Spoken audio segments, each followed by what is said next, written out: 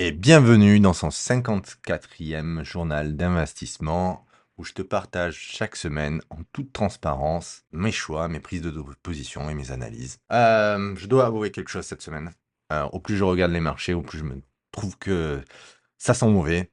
Franchement, le SP500 est proche des abîmes, l'Europe creuse son trou, les matières premières explosent, le pétrole explose, ça sent la crise inflationniste sur les matières premières, comme on l'a vu pendant le Covid, et même pire, puisqu'on est dans l'économie dans un état vraiment catastrophique actuellement, notamment pour l'Europe. Donc, je dois avouer qu'avec mes 45% de cash, je me sens plutôt pas mal, mais est-ce que je rate pas un rebond, une opportunité? Faut-il que j'investisse tout de suite? Voilà, ou alors j'attends une correction qui va jamais venir. Je vais essayer d'être factuel et de répondre à cette question au travers de mon analyse, au travers du suivi de mon portefeuille.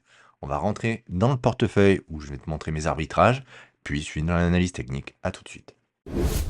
Et oui, bienvenue dans ce portefeuille dont tu peux voir la répartition ETF 51%, action 30, crypto 10. Une petite chose, pourquoi je monte ça actuellement? Parce que, comme tu peux le voir en bas, je superforme aujourd'hui le SP500 alors que je suis beaucoup plus diversifié car je ne contiens pas que uniquement des actions, ce qui est en soi une petite victoire et surtout depuis le début de la crise, depuis le choc avec la guerre en Iran, US, Israël, on est à moins 0,69 depuis le début de ce conflit. Donc, on reste très positif depuis le début de l'année, ce qui est très correct par rapport à l'état actuel, j'ai envie de dire, de l'avancée du conflit et les impacts que cela peut avoir sur notre portefeuille à venir. D'ailleurs, rentrons dans le portefeuille pour voir les positions en soi. Bon, tu le sais, maintenant, à force de me suivre, on a un corps, donc un cœur de portefeuille qui est autour des ETF et notamment du SP500. Voilà, SP500 qui s'est quand même pris une petite claque. On verra après les supports techniques où on nous en sommes. Est-ce qu'il faut que je commence à rentrer ou pas? J'avais pris le 440 et j'avais de l'Europe également. L'Europe, j'ai soldé. Ça faisait partie de mon échelonnage de prise de position sur taux de départ. J'ai soldé pour moins être diversifié sur l'Europe et réduire le risque. Je reste sur le 440 car pour l'instant, on le verra après au travers de l'analyse technique, on pourrait avoir un rebond potentiel. Mais par contre, quelque chose qui me fait douter sérieusement, c'est l'aspect matière première. L'aspect matière première, comme tu peux le voir, le COMT, donc mon ETF, orienté plutôt au pétrole et bien sûr tout ce qui est aspect matière première à côté, avec des bagues, que ça soit pétrole, métaux précieux, métaux divers et bien sûr alimentaires. On est sur du 21%. Avec l'aspect mécanique où on avait eu un -8, je vous l'avais expliqué dans la vidéo précédente, on est quasiment à 30% en fait. Donc j'ai pris mes profits, je suis quasiment à hauteur de prise de profit de 50% depuis l'initiation de cette position. Prise de profit augmentée hier quand on était encore atteint un top sur cet ETF en ce qui me concerne. Donc voilà, je suis à 50% de la position, le reste on laisse courir car ça fait un petit office de hedge sur l'intégralité du portefeuille, ce qui fait qu'on diminue en fait fortement la claque qu'on aurait pu se prendre si on n'avait pas cette exposition au commodities. Mais maintenant, tu le sais, c'est pas une surprise pour toi. Je suis positionné depuis bientôt plus de 2 mois, car les signaux, avant même ce conflit, étaient avant-coureurs, je les avais partagés. Maintenant, on garde toujours nos obligations, même si on rentre dans un aspect inflationniste où les taux devraient augmenter, donc mon aspect obligataire pourrait en pâtir. Par contre, on est faiblement exposé. J'avais diminué bien en amont mon exposition aux obligations. Ça fait partie de ma stratégie de diversification pour atténuer la volatilité parce que je vais sur des actifs également volatiles, notamment paris spéculatif sur Adobe et Puma. Comme tu peux le voir, on est dans la tourmente. Adobe se reprend à -7 en pré-market là aujourd'hui parce que l'annonce des résultats n'a pas satisfait le marché. En soi, moi, je m'en fous, je trouve que c'est une bonne boîte, je l'avais expliqué précédemment, beaucoup de cash, je trouve que l'IA, en fait, c'est surexagéré, les grosses sociétés vont pas changer du jour au lendemain, enfin, je vais pas réitérer les propos. Pour moi, on est toujours bien, mais j'ai mon scénario et il faudra que je m'y tienne. Si on reste en dessous des 250, il est possible que je coupe ma position, malheureusement. Pareil, Puma a son stop loss, c'est un trade, ça, on l'avait pris avant le conflit. Force est de constater que ça a pris une grosse claque, mais on n'a pas touché le stop loss, donc on reste investi. Tout ce qui est pétrole, bon, bien sûr, ça a surperformé. Total et Chevron, on a déjà pris des profits, on est déjà bon, on va les garder sur du long terme quand c'est des belles boîtes, bien sûr. J'ai initié cette semaine 2 nouveautés. D'ailleurs, je partage tout dans mon canal Telegram. Il est en bas premier lien en commentaire sur mes prises de position. J'ai initié, je l'ai partagé au travers d'articles sur eToro et même surtout dans mon canal Telegram, des prises d'opposition sur Coca et Visa, que ce sont des sociétés. Je suis en train de constituer un espèce de cœur de société, on va dire strictement price powers, qui peuvent répercuter l'inflation en fait que je juge à venir sur les particuliers, notamment. Donc c'est ce que je vise, un petit cœur comme ça, solide, et qui pour moi a fait ses preuves dans le temps. On a sur des corrections, je commence à rentrer par palier. D'où Visa et Coca-Cola. Je parlerai pas d'ENA, ça c'est l'erreur du bull market crypto où on n'est jamais allé sur les alts, qui a eu ravalé l'intégralité d'une bonne partie de mes profits sur cet aspect. Mais bon, écoutez, on est toujours en positif depuis le début de la création de ce portefeuille, donc on va pas se plaindre. Surtout au vu du contexte depuis qu'on a Monsieur Trump au pouvoir qui rajoute de la volatilité sur les marchés. En soi, voilà, la surprise, la surprise. Tout le reste commence à en pâtir. On est au bord des abîmes.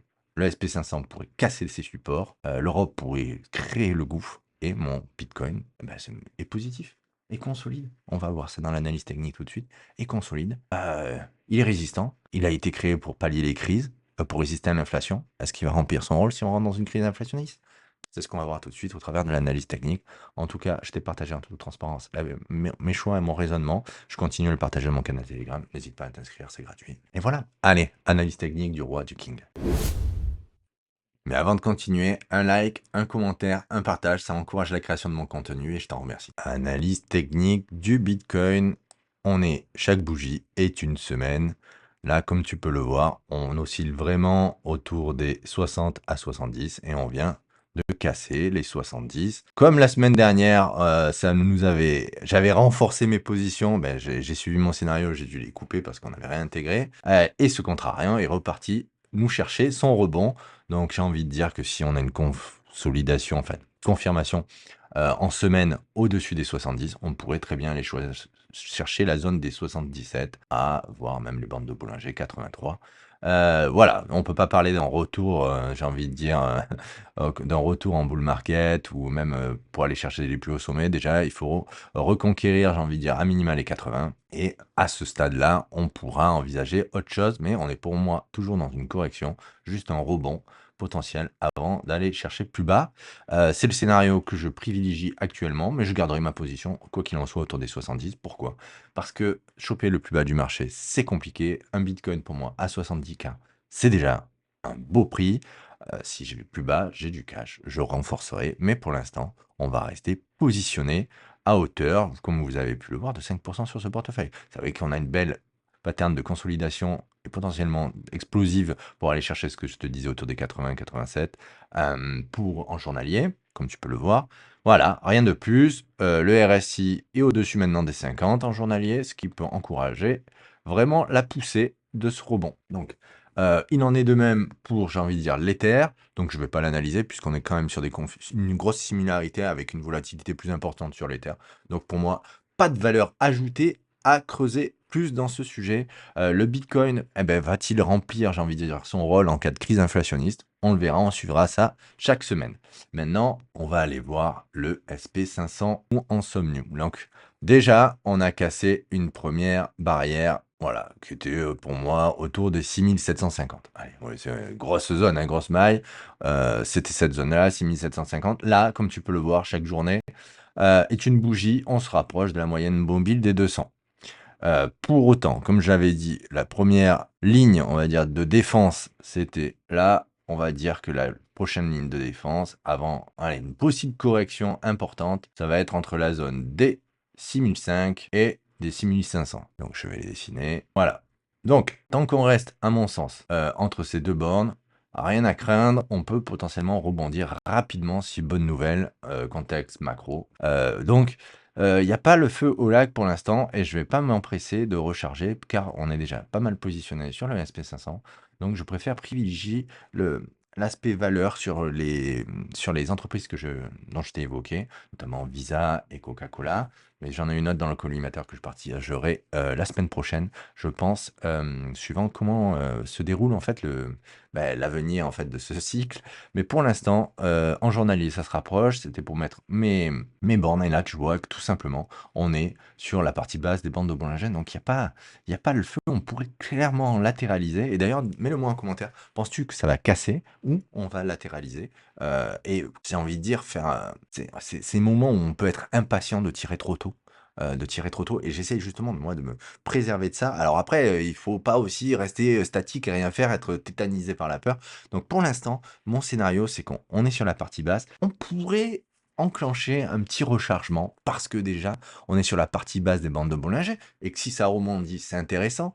Pour autant, aller chercher plus bas est éventuellement faisable et ça voudrait dire qu'après, on aurait un scénario de correction sur une premier support autour des, voilà, autour des 6 000, autour des 6 000, voilà. Donc, à partir de 6 000, je commencerai à rentrer et après, on verra les supports qui suivent. 22, bon, on n'y est pas, hein, j'ai envie de dire, là, vraiment, on est sur des suppositions, mais à suivre semaine après semaine, on verra, on sera vite averti du conflit, si ça s'accentue ou pas. Mais des bonnes nouvelles pourraient arriver et faire rebondir, clairement, parce que je trouve le SP500 résilient, moi, malgré ce contexte qui se met en place, inflation sur les matières premières et le pétrole, mais ça pourrait être un feu de paille et que les États-Unis et que Donald, le cher, enfin, et que le président des États-Unis trouve une solution à ce conflit à sa manière en tweetant un truc exceptionnel qui fait peur, mais qui rassurerait les marchés. Donc, le Comté, voilà, voilà, pourquoi j'ai pris mes profits? Bah, vous pouvez voir,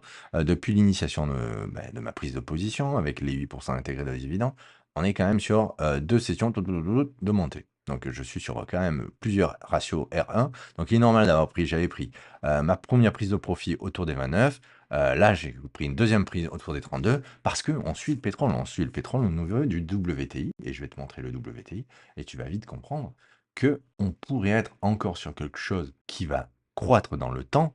Mais pour moi, c'est pas tenable. Une explosion comme ça au niveau du RSI au-dessus des 80.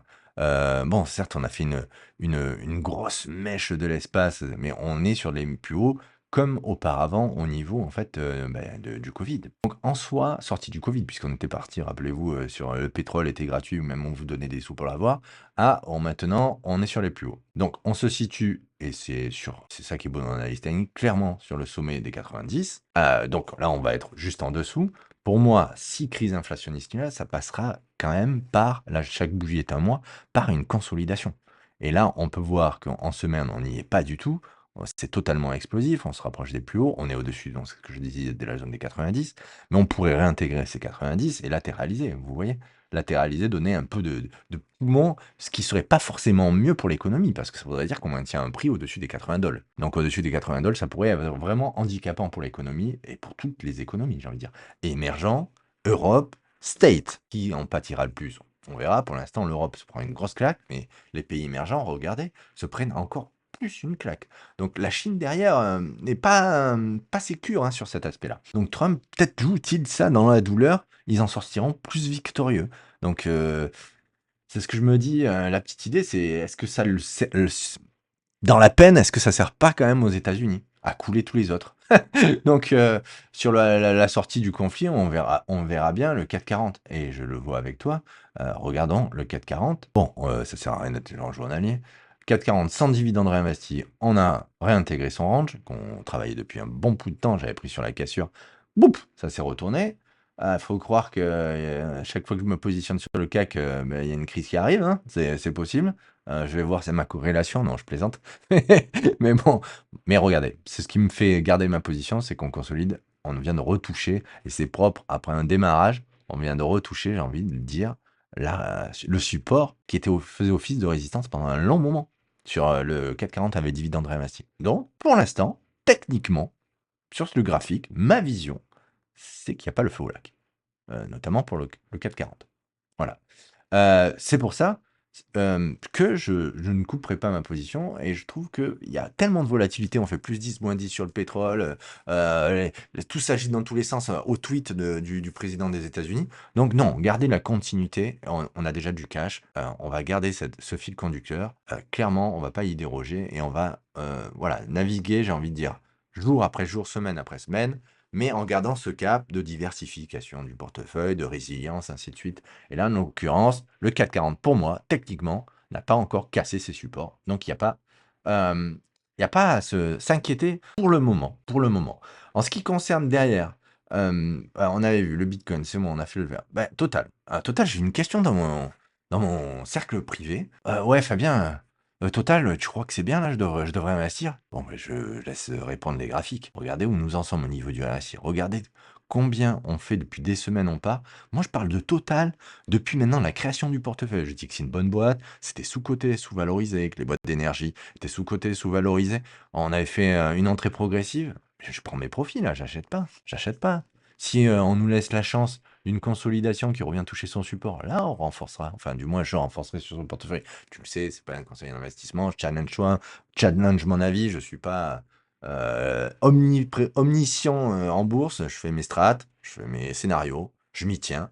Moi, j'essaie de m'y tenir parce que je suis comme tout le monde, j'ai des biais psychologiques aussi, les petites voix qui me disent à l'intérieur, vas-y, prends cette valeur, elle est belle, alors elle est en foufou, là, elle s'enflamme. Mais on essaye de s'y tenir, de rester rigoureux, droit dans ses baskets. Et là, en l'occurrence, pour moi, ma vision, c'est de prendre des profits et non pas de se positionner. Adobe, c'est l'inverse. Adobe, clairement, c'est une société que je parle depuis un petit moment, qui se fait défoncer. L'IA va tout changer, machin. Bon, mais du jour au lendemain, l'homme, il ne changera pas du jour au lendemain. Donc, pour moi, elle a encore sa place. Pour autant, je m'étais donné la stratégie de couper si on était en dessous des 250. Force est de constater qu'avec un moins 7% et dans la tourmente avec le conflit, waouh, ça décoiffe. On pourrait clairement aller chercher plus bas. C'est malheureux, mais on pourrait aller chercher la moyenne mobile des 200 en mensuel. Donc la moyenne des mobiles des 200 en mensuel ramènerait, j'ai envie de dire, sur les 230. J'espère en soi, et là on est sur de l'espoir parce que ouais, parce que pour moi elle a encore sa place, elle a encore sa chance, mais le rebond il s'est arrêté sur les 0,38 de Fibo. J'ai envie de dire, il y a vraiment de la place, hein. En soi, on verra ce que ça donne. La valeur risque d'ouvrir avec un gap baissier de 7%. Je la vois bien réintégrer, moi, parce que les gaps, ça reste jamais trop longtemps, mais ça peut dans ce genre de contexte. Berkshire Hathaway, on en est où? Moi, c'est en mensuel, regardez-moi ça. Ça consolide. Une belle poussée, ça consolide, c'est résistant, c'est racheté. C'est racheté à chaque fois qu'on descend, et c'est racheté, et c'est racheté. Et là, je suis en semaine, regardez, je suis en semaine. Et c'est racheté, et la volatilité s'écrase. Ça, c'est signe d'un potentiel en tendance haussière. Les risques de casser par le bas sont moins grands que la chance de casser par le haut. Donc en soi, c'est pour ça que je privilégie ce fonds, d'autant plus que c'est un fonds qui gère avec beaucoup de cash sur du très long terme, ainsi de suite. Moi, c'est quelque chose que j'adore. Maintenant, Chevron, que j'avais partagé, Corporation, et j'en avais partagé mon analyse. Bon, ben là, on est to the moon, hein. Donc pareil, j'ai pris des profits. Là, on est to the moon. À mon sens, il ne faut pas rentrer. Voilà, si on revient sur les supports, là, on renforcera. Mais pour l'instant, aucun, aucun renfort à faire de mon côté. Là, on est sur Puma. Puma, j'étais rentré. On avait un beau signal de top départ, mais ravalé directement par le conflit. Là, clairement, on n'a pas encore touché le stop loss, donc on n'y est pas. C'est assez volatile, comme on peut le voir. On vient chercher la liquidité en bas, on a fait des gaps. On vient chercher la liquidité en haut, on a fait des gaps. On consolide, on rechasse la liquidité, puis conflit, on ramène vers le bas. Je laisse courir, j'ai mis le stop loss, je laisse courir. J'ai envie de dire, bon, la position peut aussi bien aller vers le haut, vers le bas, ça va dépendre un petit peu, j'ai envie de dire, du vent géopolitique, du vent du tweet américain, de plusieurs choses, ou de résultats peut-être positifs, mais pour l'instant, rien de particulier. Et j'ai pas rajouté Visa, donc je vais rajouter Visa. J'ai hésité pendant longtemps entre Visa et Amex, American Express. Alors pourquoi je suis pas allé sur Amex alors que potentiellement les clients sont des clients plus luxe et ainsi de suite? Parce que le privé en ce moment, les dettes sont vraiment importantes et il peut avoir une problématique. Donc moi, je suis resté sur ma petite stratégie Visa. On est sur une décote et Visa, tout le monde se sert de Visa, des cartes, et ainsi de suite. Et je vois pas pourquoi ça changerait quoi que ce soit, même si on peut avoir des diminutions de chiffre d'affaires et tout, mais c'est une société forte, résiliente dans le temps, que pour moi a fait une décote de plus de, voilà, on est sur du 18. C'est pour ça que je commence à initier une première position. On pourrait très bien, comme on peut le voir, aller chercher la moyenne mobile des 20, des 200 en semaine, qui seront où je retirerai un petit coup sur les 270, perso, $. Voilà, mais ça peut aussi bien aller consolider et repartir comme je l'ai dessiné ou alors, on pourrait très bien aller beaucoup plus bas, encore une fois et repartir et faire des étapes, hein, voilà, rien n'est rien n'est fait, c'est tout est à faire donc ça, c'est l'image, mentale que je me garde en tête. Pour l'instant, j'ai initié sur Visa. Coca-Cola, bah, Coca-Cola, c'est plutôt propre. Alors dans mon portefeuille perso, j'avais déjà pris sur Cassure parce que je trouvais qu'il y avait à ces niveaux-là et j'avais raté le coche sur eToro. Donc là, retour, on teste pas encore le support, mais je me suis dit, comme c'est avec l'inflation qui peut arriver, c'est des sociétés, bah, où je ne vais pas être le seul à y regarder, puis pour le pricing power en soi, donc je commence une première cartouche. Si on revient ici, je renforcerai. Et si on repart, pareil, je prendrai d'autres positions. Mais c'est des sociétés solides dans le temps et qui vraiment, là, avaient consolidé depuis un bon bout de temps en mensuel. On a vraiment eu un beau signe en mensuel. On revient, j'ai envie de dire, faire la correction, mais ça reste pas énorme par rapport au conflit que l'on a. D'où ma première position. Voilà, j'ai fait le tour, je pense, de tout mon portefeuille, de l'analyse technique et de position que je dois prendre. Il y a une autre société que je suis, que je partagerai dans mon canal Telegram, en priorité la semaine prochaine. Mais voilà, un doute, le Bitcoin, car par contre, est en train peut-être de la mettre à l'envers à beaucoup qui pensaient aller vers les 54, d'où pas totalement satisfait d'être déjà positionné pour avoir un pied dedans. Après, rien n'est fait, le portefeuille reste résilient, donc ça, c'est un autre avantage et je vous dis une bonne semaine, un bon week-end. Il était 10 h heure de Maurice, donc les marchés sont fermés, et si c'est pas déjà fait, je t'encourage à mettre un like, un commentaire, à partager ces vidéos, ça récompense mon travail et je t'en remercie. Ciao, bon week-end.